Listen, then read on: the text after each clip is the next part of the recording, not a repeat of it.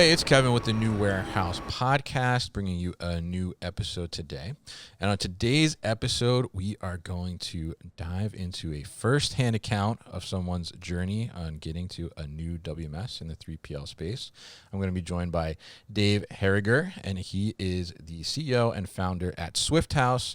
I've known Dave for a while, a few years, I will say, and I've visited his facility before in Pennsylvania. I've been out there to check it out, and he's been on a journey to land on the perfect WMS to take him to the next level. So we're going to hear a little bit about that, and also how he's kind of evolved his business over the last year. He has a pretty interesting start to how he started his 3PL and got into this space. So we'll hear a little bit about that, but we'll also hear kind of how he's transitioned and really shift his business over the last 6 months to a year here. So I'm excited to catch up with Dave because I know him personally, but also excited to share his journey with other people as well. So Dave, welcome to the show. How are you?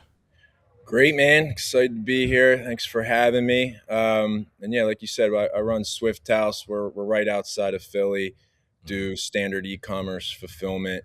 In plain English, when someone clicks buy, we do everything from pick and pack to shipping and tracking. The only thing we don't do is drive the truck. So that's what we're running. Yeah, you put it in the truck though. We do put it in the truck. There you go. So definitely great to get you on here, and tell us a little bit about like how you got into the 3PL space, because you have a pretty interesting like story, I think, how this started. So tell us a little bit about like how did you end up starting Swifthouse? Like where did it come from? Yeah, so certainly not a normal fulfillment story. I started out as a textbook seller. I went to a college campus and bought textbooks back at that school during the finals week. So I set up a tent, table, chairs, and kids came up to me and I gave them cash for books on the spot and then sold them online. Went pretty well. So next semester I hired a few friends. We did it again and went well again. So over time, we scaled that to be one of the larger textbook resellers in the country. From going to those events, which those events are wild stories in of themselves, but I'll resist the temptation to go too far into that. But I always knew textbooks were going to go digital. In the beginning, we started in 2009. I thought I'd run it for like 2-3 years. That's what it seemed like the shelf life was on physical textbooks. Ended up going over 12 years. 2019, we started taking on a couple fulfillment clients on the side. Worked because we already had the warehouse, the team, equipment, and the operational rhythm to, instead of just doing it for ourselves, we could do it for clients.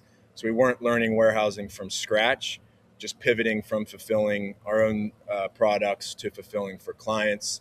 In 2020, it became a full fulfillment center serving brands. Learned a lot making that shift from clients, but the foundation was there from the textbook days. Yeah, an interesting start. Definitely how like that kind of evolved over time. And I remember, being in college back in like when was I in college? Like 2007, 8, 9, 10, right? And the people would come on. Maybe one of them was you at some point. I didn't even know. But people would come on and just give you like cash on the spot, right? And I think that was a very interesting business model, and obviously interesting to hear how you kind of recognize that textbooks were going to go digital. So like, how do we kind of do similar type of model or do some of this shipping and fulfillment, but for other type of products, right? And that's kind of where you're at today, right? So tell us a little bit about, because I visited your site, I think it was about 2 years ago, right? And at the time, you were kind of looking at some FBA prep, trying to grow the D2C side, but in the last kind of year or so, you've really like evolved the business, right? So tell us a little bit about kind of that evolution of the business, and maybe too, like what was the trigger point that made you kind of make some of these decisions on like what your business is going to look like in the next chapter. So early in our fulfillment journey, we worked with one of the biggest resellers on Amazon. Mm. which was really good. Also had some challenges being great volume, consistent work, played to our strengths, and the client was really good to work with. Challenge being they were massive. They could give us as much inventory as we could handle. And overnight, they could change their strategy. And one day they did. Went from 14 warehouses that they worked with down to three. Oh wow. We weren't big enough to be one of those three. So without any heads up in the middle of fourth quarter, actually in the beginning of fourth quarter, suddenly we went from being, as big as we could possibly be to having a pretty small client base and a whole lot of capacity. So that took a lot of time to recover from. We had scaled around that company and I didn't want to unscale. We had a Mm. really good team, really good processes, and I didn't want to like cut back as a short-term move and then have to build it together. So we stayed together through some pretty lean times. There were times where we would joke that we probably had the best swept warehouse in the country as we kind of navigated through Sure. some of Yeah. that. Um, but that kind of forced the biggest change we had, which was to get clear on who we are. You hear probably a decent amount like, to niche down, which Yeah. makes sense, but it's really hard to do in practice because you feel like, you want to be everything to everyone and you might scare off that hypothetical massive customer. Like you feel like a big brand's about to go on your website and then they see that you work better with smaller brands and then you miss out Mm. on that opportunity. But realizing after some time that I actually don't even want that massive client, it's not our fit. So as soon as we kind of figured that out and dialed into like who we are, who we serve, and we're not, a great fit for everyone, that's when things really started to change for us. Now I say no all the time, Mm. even if we have capacity. I learned, took quite a while, but empty racks are better than a bad fit.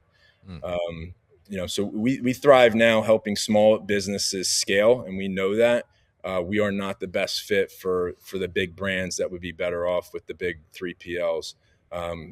So since we're smaller and have direct relationships, we have two differentiators. Our first one being communication. We design processes so there isn't the back and forth, but when real issues come up, our brands have an experienced rep that they work with directly. That person's a part of receiving, that person's a part of shipping. So they know their business already and they can make like real recommendations, and the brand doesn't have to explain who they are. That's number Mm. one. And number two being simple billing. We found as many fulfillment centers find that once you get the right software, it actually gets really easy to nickel and dime, and you can charge 5 cents for that little thing and 20 cents here. Yeah. And it's super tempting to turn on those levers. We intentionally do not do that. We keep invoices tight, predictable, and understandable. The goal being to take fulfillment off a brand's plate without them needing an accounting degree to make sure it's being done correctly. Mm.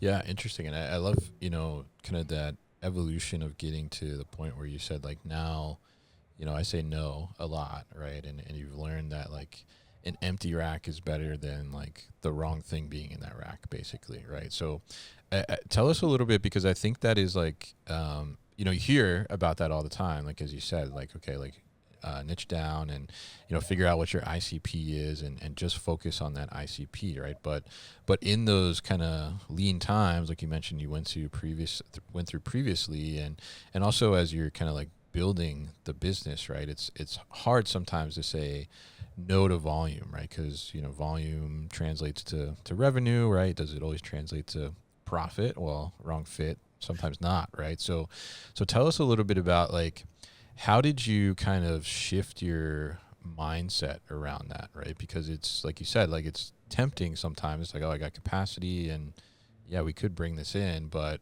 it's not going to be the right fit. Like, how did you just shift that in your mind to start saying no more often? Yeah, I think it was, taking on brands that like we knew weren't a fit, but like, we knew we could do it. Mm. Um, and, having to go through that where it's like, this is taking, so much additional time to do it. And I think in those relationships, it went well. Externally, like we served what we said Mm, we would serve, but internally it's like a discussion for everything, an exception for everything. Having to have a meeting to get a package out, and it gets out, but it just doesn't fit into what we know we do well. So really just going through that a few times, and then the next time it comes up, being like, okay, I know where this goes. Can we do it? Yes. Should we do it? No. yeah, interesting. So kind of feeling enough pain basically to like, I don't want that Yeah. pain anymore, right? Yeah. That's good. That's good. Definitely very interesting there, and I love to hear kind of like that evolution there, because I think a lot of people kind of struggle with that a little bit to get to that point. But as you mentioned, you're kind of like seeing the, I guess, the rewards of that. Like, even though, saying no is just a tough thing in general, whether it's, about taking on a certain client or just in life, right? In general, it's hard to do. But sometimes when we're able to say that no, we're able to get those benefits on the other side, right? And concentrate on what really is gonna give us the reward at the end of the day. So very interesting to hear kind of like that evolution of the business and where you started. And now part of this evolution too is you are bringing in, or have brought in, a new WMS at this point, right? So tell us a little bit about kind of your WMS journey, like when you started doing, fulfillment for some things in addition to the books. Like, what did you start with? Did you have a WMS at the time, and how did this kind of, I guess, evolve over the years? Yeah. So when we started, we were able to use the same software that we were running the textbook resell on, which was not designed to be a software for 3PL, the Okay. acronym being the WMS. Um, but we knew it so well, and we were so good at it and had been using it for so many years that we could bend it and twist it and get it to do the things that we needed it to do. Mm, Um, Always knowing that like this wasn't the long-term answer, but we could get it to do everything within reason. As we scaled, it became obvious that what works isn't the same as what scales. Um, and switching the software that runs your entire business, no matter what industry, is one of the hardest projects you can take on. yeah. It's kind of like changing the engine while the plane's still in the air, as we said. Yeah. Um, so that was, it was a challenge to do, but had to be done. Yeah, yeah, absolutely. And so, I mentioned I visited you about 2 years ago, right? And I think, at the time we were talking about WMS, and you were looking at like different options, right? So it's kind of like been a little while. So I'm curious, like, how did you kind of evaluate over the last year or so the options that are on the market, and what were you considering? What was kind of like keeping you from maybe making a decision, and what ultimately like got you to end up where you are now? Yeah, so we went with a WMS that we thought would work. We Hmm. found out later that we weren't fully prepared to make that decision. Like you don't know what you don't know. Yeah. So we went with one that ended up not being a fit. We got really far into it. Got towards the end of onboarding. Throughout onboarding, it was obvious it wasn't a fit, but we made it that far. Tried to get through it, and just at some point just said this isn't it. So cut that off, and then took a little while to lick our wounds, because Mm. that was a very expensive process, and not really the money. Expensive in terms of time and like morale of Sure. doing a lot of work, and it not really getting like almost no results out of it. Um, so we went back to using our original WMS, which requires a lot of memory and heroics and tribal knowledge, Mm. which can get so far. But as we scale it, that turned into relying heavily on a few people, and when it breaks, it always breaks at the worst time. So we eventually hired a consultant. I think I emailed you and just said help, and you Yeah. connected Yeah, I me remember that. Yeah. with Casey Winans, Sure. um, who ended up being great. I expected him to learn my business and say, "Hey, these are the couple WMSs that I suggest," Mm. because that's his expertise. He did eventually do that, but that was like not even a big part of his value. Did a consulting call, got to know us, came on site for 2 days, and really prepared us for being ready for a WMS. Kind of found out that the stuff that's living in people's heads can't get into a WMS because it's in their heads. Mm. It's the best analogy being it's kind of like dog training. When we got a dog a year ago, the dog trainer came and didn't train the dog. The dog trainer came and trained us. So Casey didn't Yeah. just pick a WMS for us. He trained us on how to be ready for one. Um, got a lot of that tribal knowledge out, gave us a list of things to work on. Everything from basic layout changes to standardizing billing was a huge one for us. So it's not just like one-offs; it's just the same across the board. Certainly we work on some stuff with brands customized to what they want, but for the most part, our billing is the same across the board. And we spent about 6 months working through those things, which was a lot longer than we wanted because I was hoping Casey would come in and wave a magic wand, but that didn't happen. We had to do the work. Sure.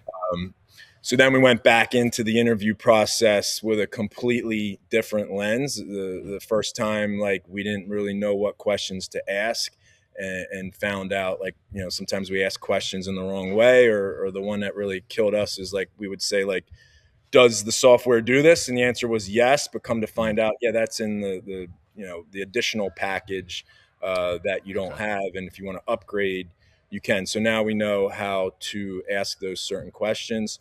Um, highlighted the stuff to ask for, to look for, and to ask them, like, hey, what's your ideal customer, to avoid the WMS companies trying to be everything for everyone. Like, hey, before I tell you about me, what are you, who do you serve best? Which was one of the best questions we learned to ask. Yeah, yeah, absolutely, and I love that approach, and definitely shout out to Casey.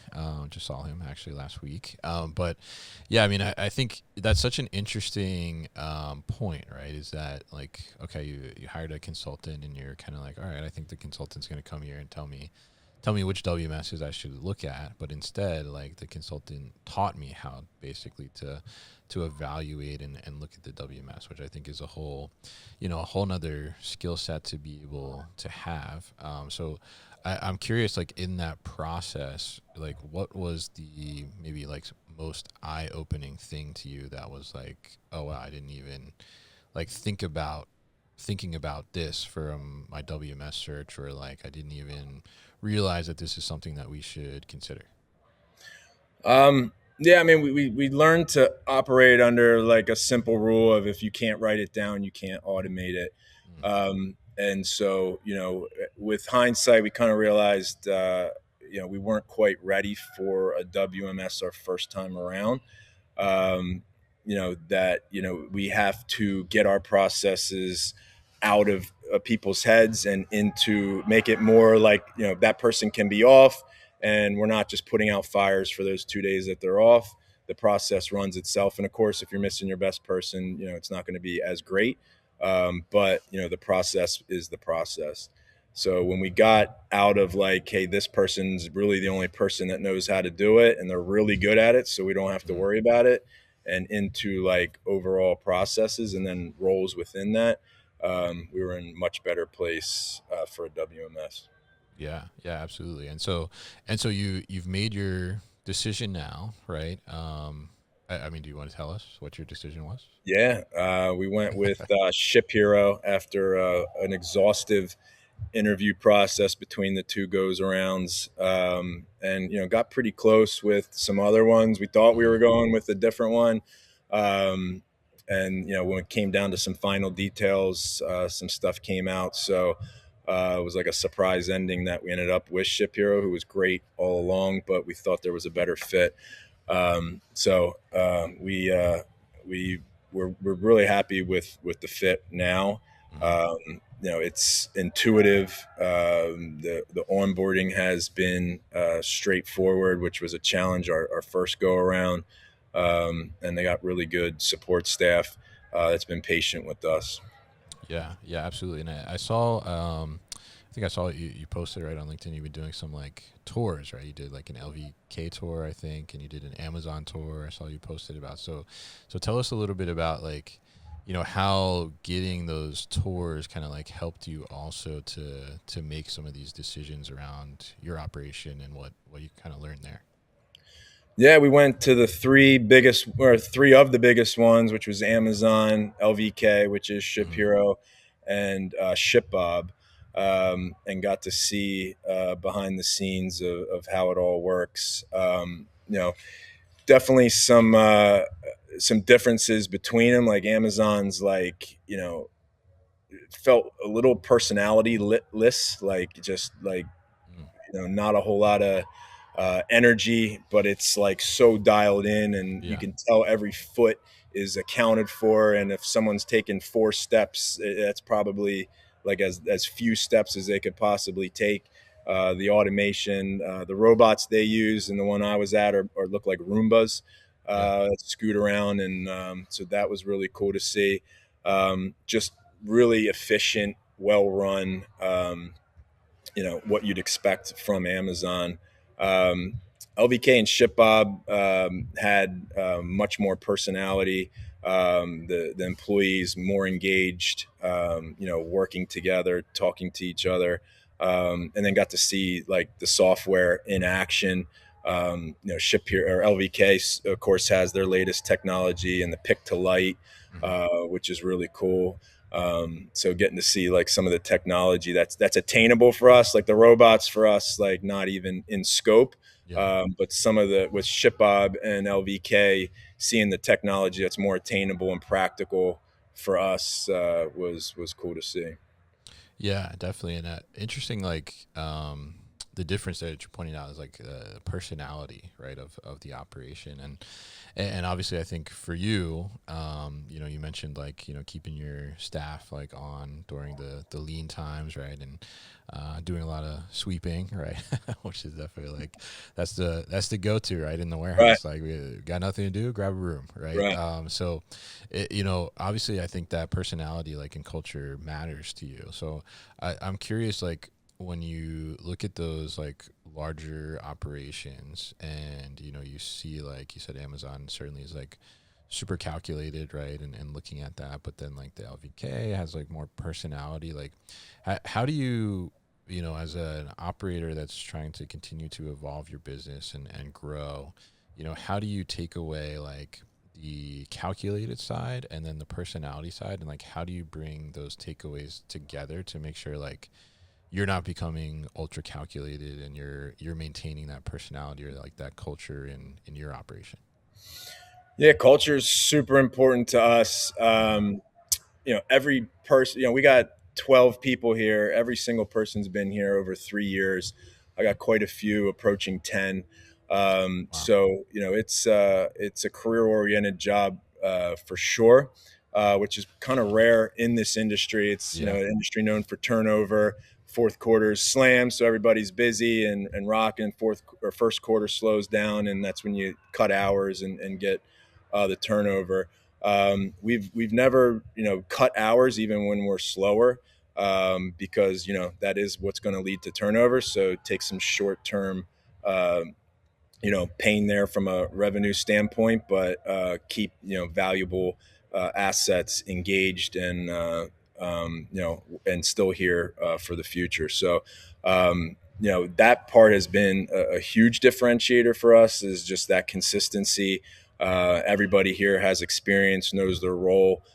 We don't have like the HR stuff that a lot of companies have as a result, because everybody's dialed into their role and feels engaged in their role. We are looking to make a new hire here shortly. So I'll have to change saying everyone's been here 3 years. I'll have to think of a creative way to say that would still have the same zing. But Sure. Yeah. yeah, I mean, I think for us as being a boutique 3PL, Hmm. the bigger ones are going to have, the multiple locations and the technology. But we're going to win is on that direct support that scaling brands need. We give feedback. We just had a brand, I think it was a month or two ago, that his weight was a little bit over a pound. We caught it and suggested, hey, you don't need a box. You told us to use a Hmm. box, but you don't need one for this. We could put it in a poly bag, get you under a pound.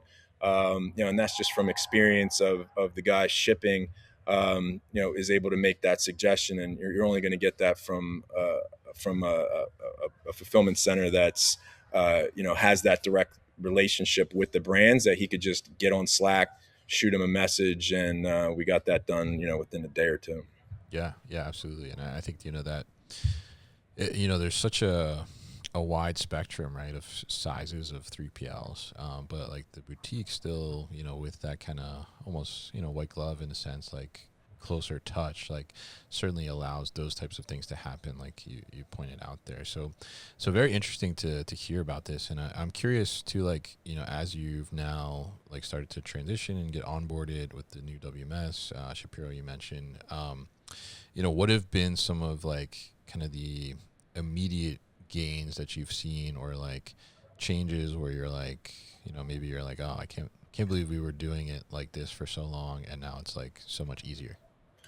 Yeah, I mean, some clear wins. I mean, implementation to get it up and running is tough, and we were slow and steady with it. I'm the classic visionary founder, which means you don't Sure. want me anywhere near the details, 'cause I'll get in the way.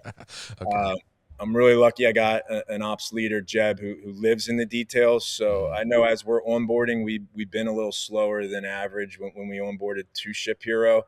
But the launch, I would bet, is cleaner than most, because Mm. stuff that you could say, hey, we'll handle that later. We handled each step of the way, so that at launch it's within reason, ready to go. Of course, there's going to be some stuff you figure out that you didn't know you needed.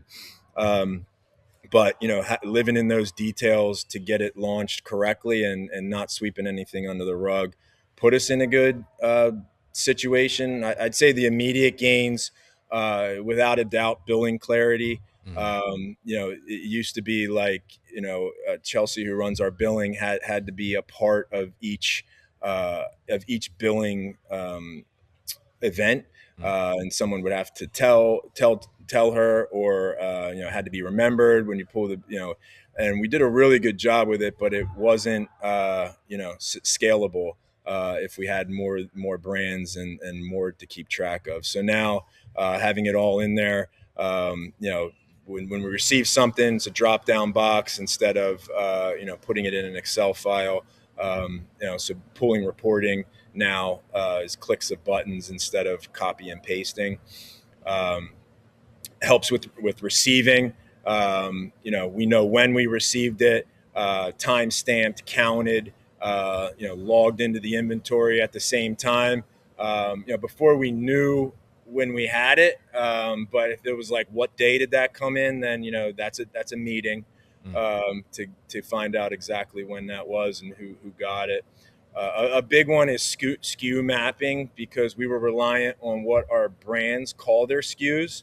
Okay. And so if they use, a format that doesn't make sense to us, then that causes confusion. Now a brand can call their SKU what they want. We can call it what we want. It's mapped.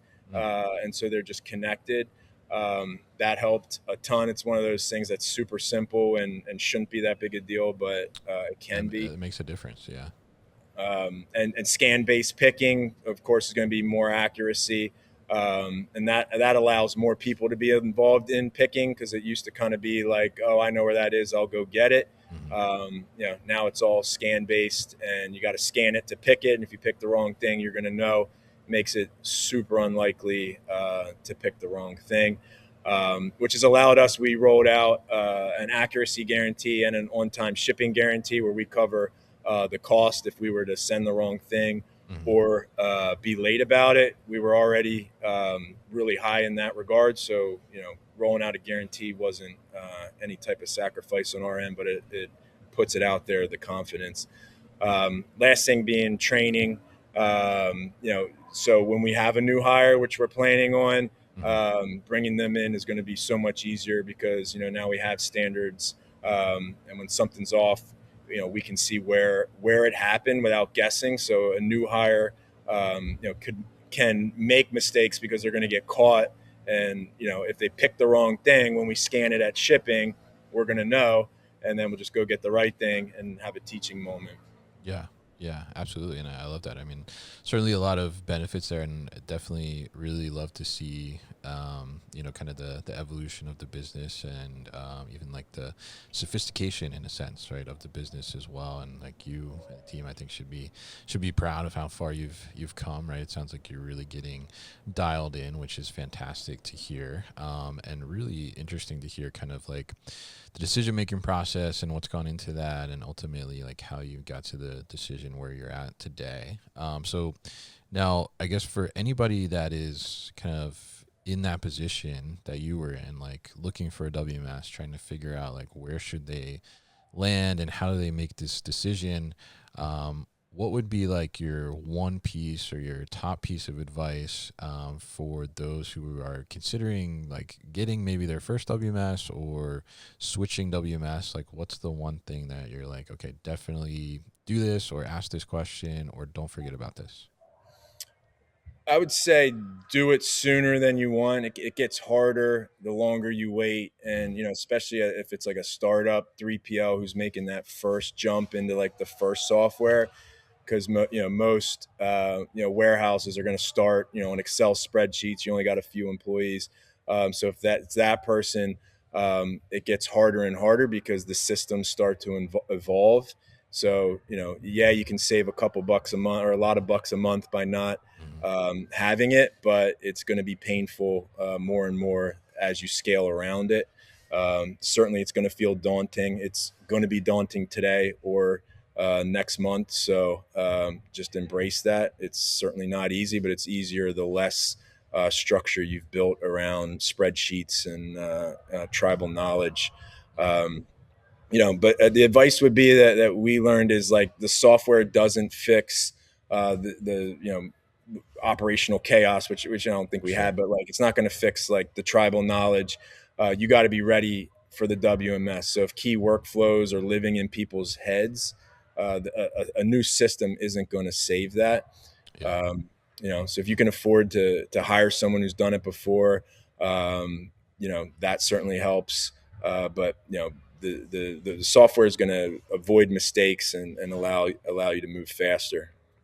Yeah, absolutely, and definitely good advice there. And I love the what you said. It's not gonna fix what's in like people's heads, right? And that tribal knowledge. So like getting that out and understanding that and making sure that the system is going to be able to match that and do those things, right, is an incredibly important step. So I'm happy that you were able to recognize that and go through that, and really, really great to hear about what you guys are up to and how you've grown the business and evolved the business, and always a pleasure to talk to you, Dave. So definitely thank you for joining me today on the podcast. And if people are interested in talking to you or learning more about Swifthouse, what's the best way to do that?